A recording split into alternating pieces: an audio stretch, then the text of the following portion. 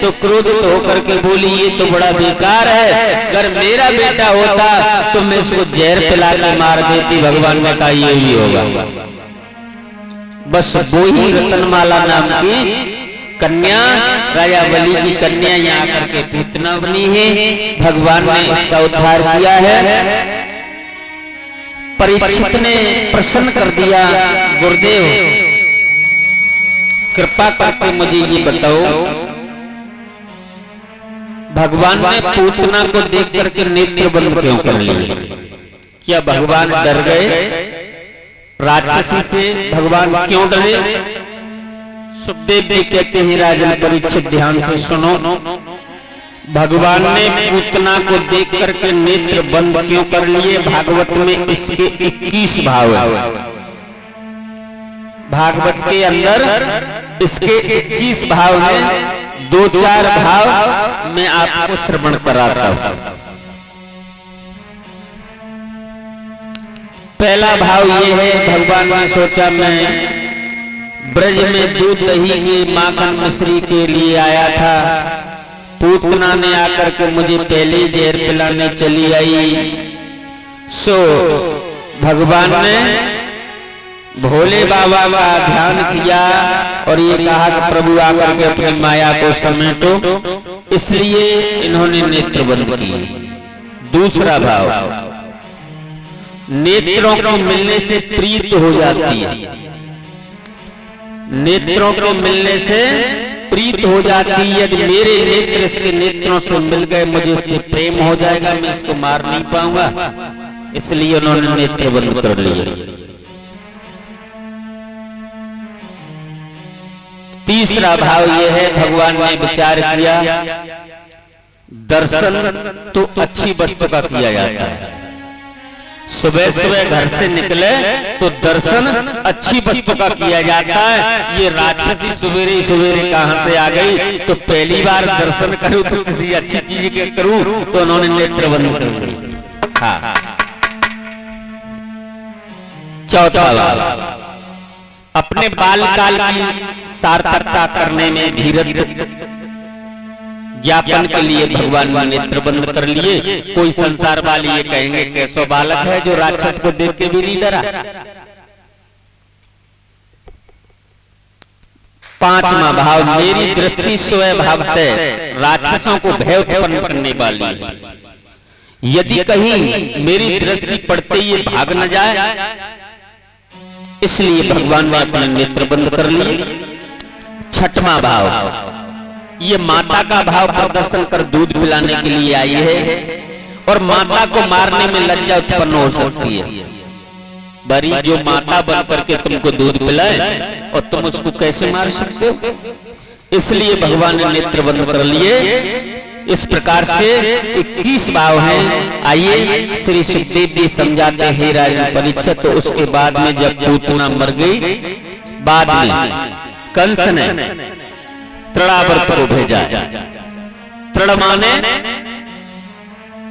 आंधी और व्रत माने गोला। आंधी का बवंडर बन करके ये आया है राक्षस। कंस ने कहा भैया जाओ, ब्रज के अंदर जितने भी 10 दिन के अंदर के बालक सबको मार दो। तो ये तृणावर्त वहां से चला है आंधी का बवंडर बन करके। आरे धरो बभूरो रूप असुर एक तृणाव्रत आयो।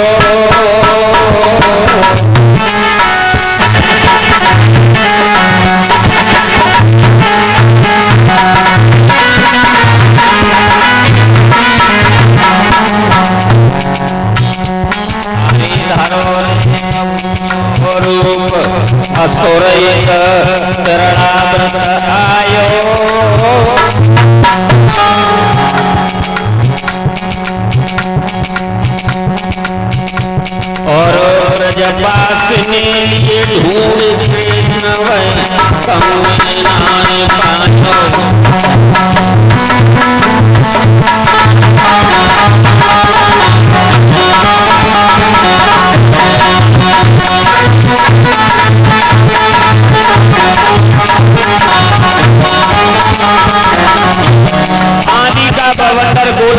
करके एकदम आया है गोकुल में, और इतनी जोर से अंधियारी छा गई, कोई किसी को दिखाई नहीं दे रहा है, चारों ओर गोपी बंद भाग रहे हैं, कन्हैया भी दिखाई नहीं दिए किसी को उस अंधेरे में।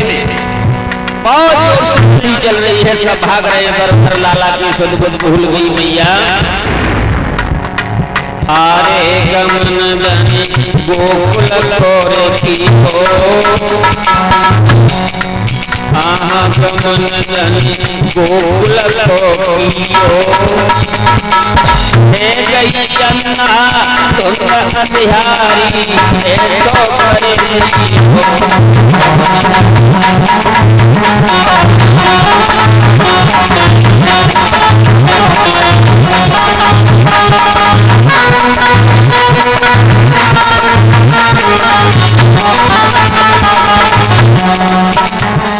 असुर को मन की तो कियो रे, असुर को मन की तो कियो, श्री भादों आनी रात जन्म हरि, आठ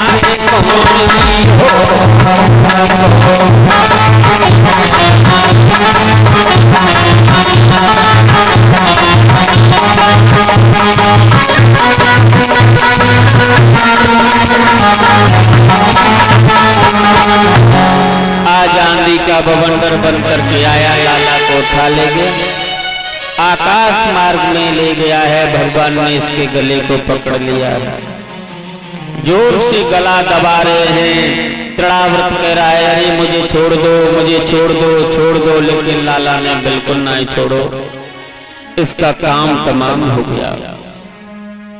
उसके बाद में सक्टासुर आया है,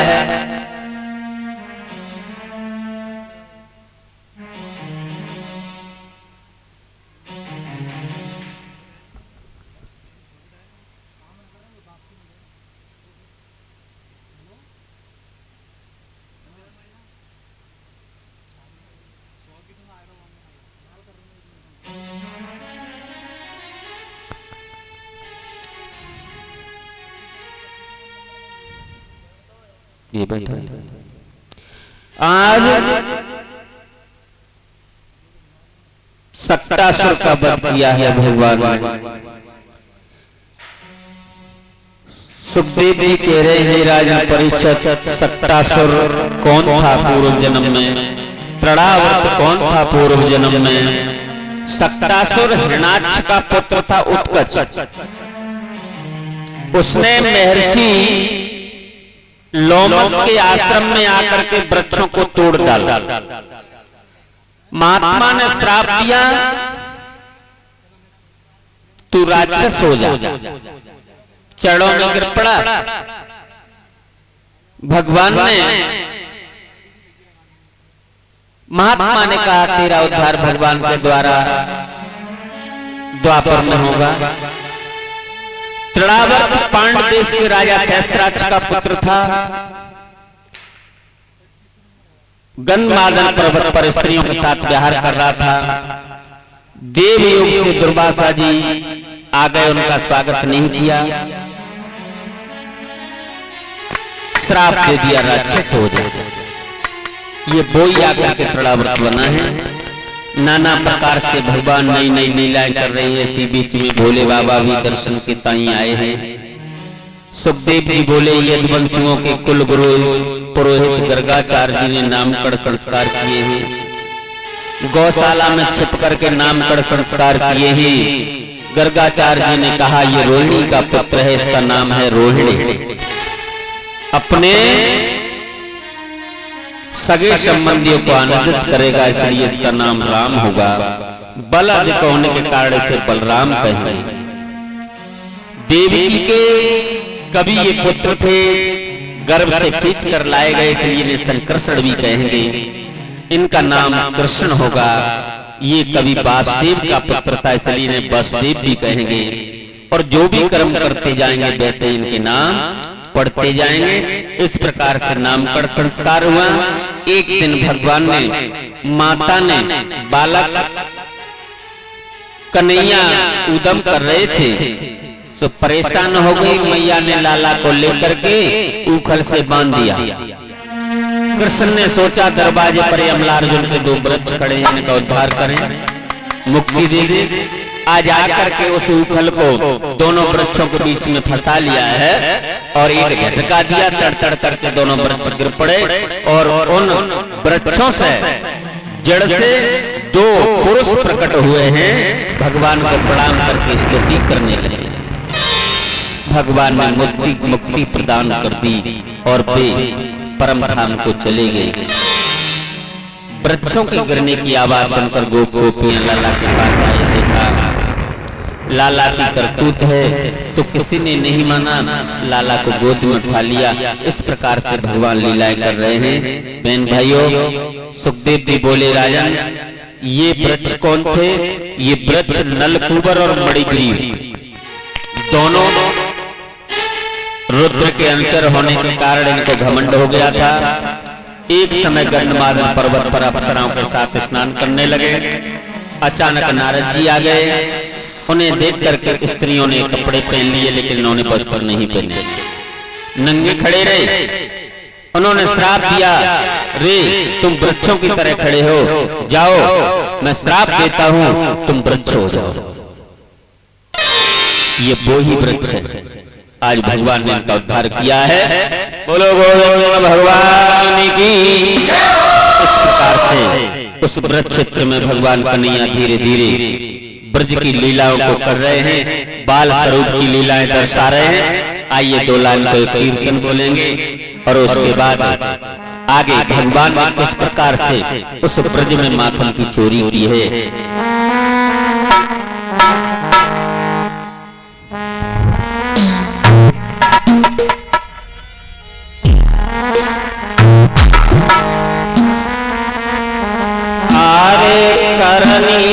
कर लियो खूब समारे, हेलो हेलो, अरे करनी कर लियो खूब समारे, तो ईश्वर के जान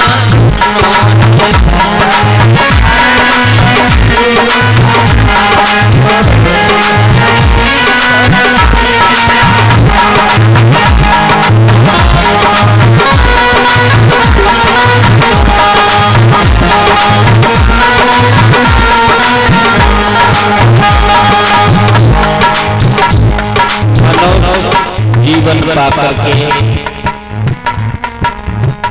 कर्म में बाद का रस्ते में फलित पदार्थ। कर्म प्रधान है, जैसा कर्म करोगे वैसा फल भोगना पड़ेगा। इसलिए जीवन में शुभ कर्म करना चाहिए, अच्छे कर्म करना चाहिए, नहीं तो जाना तो सबको ही है और एक गलती का हिसाब आपको वहां देना पड़ेगा। यहाँ की अदालत में वकील जजों को रिश्वत देकर के आप थोड़ा सा मनवा भी लेंगे, झूठ बुलवा लेंगे, लेकिन वहां की अदालत में कोई रिश्वत नहीं चलेगी।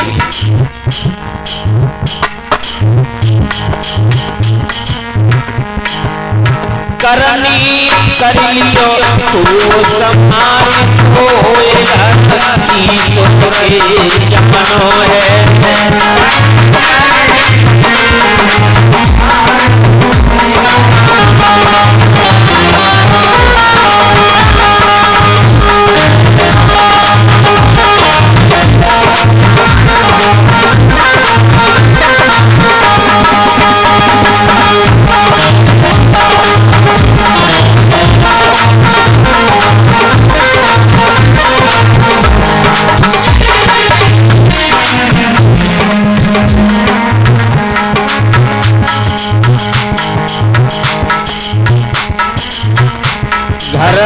ईश्वर के जाना है कोई नहीं रहना है।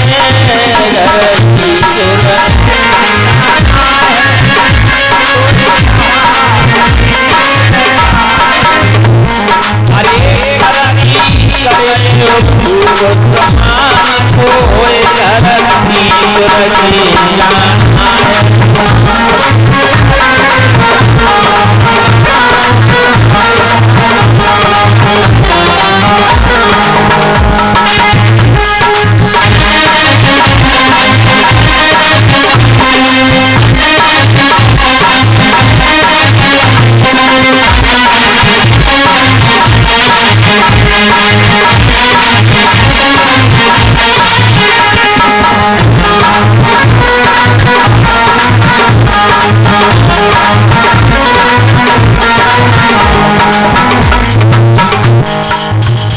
यम के हाथन पकड़ा जावे